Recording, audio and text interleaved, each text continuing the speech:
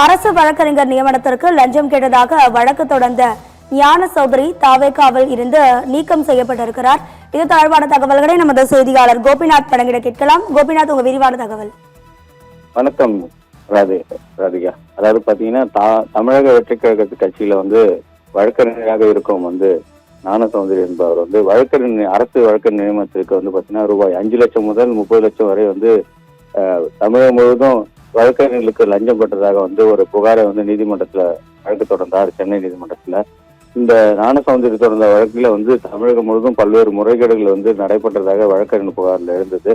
இதனை தொடர்ந்து இது சம்பந்தமாக வழக்கு நடைபெற்று வந்த நிலையில தற்போது நேற்று விழுப்புரம் மாவட்ட செயலாளர் மோகன்ராஜ் இந்த ஞான சௌந்தரிய கட்சி அடிப்படை உறுப்பினர் பதவியிலிருந்து நீக்கி உத்தரவிட்டிருக்கிறார்.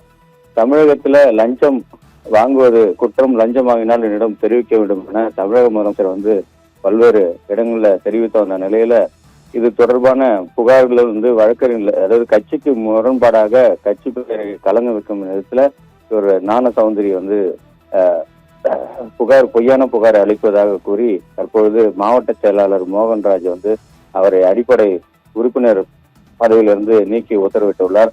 இதனைத் தொடர்ந்து விழுப்புரம் மாவட்டத்தில் தமிழகத்தில் பல்வேறு இடங்களிலும் தாவேகா கட்சியினர் புகார் இருந்ததை தொடர்ந்து தமிழக அரசு உரிய நடவடிக்கை மேற்கொண்டு வருவதாகவும் அதனுடைய கட்சி நிர்வாகிகளும் மற்றும் அமைச்சர்களும் தெரிவித்து வருகின்றனர்.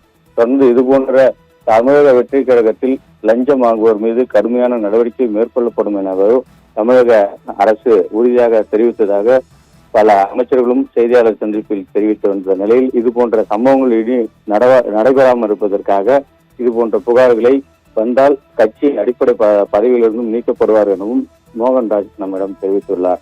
ராதிகா, தொடர்ந்து இது போன்ற செயல்களில் மீண்டும் மீண்டும் கட்சிக்கு அவதூறு பரப்புவதற்கு திமுக அதிமுக கட்சியினர் இது போன்ற செயல்களில் தூண்டும் பேரில் இந்த புகாரில் அளிக்கப்பட்டு வருவதாகவும் அவர் நம்மிடம் தெரிவித்துள்ளார். ராதிகா.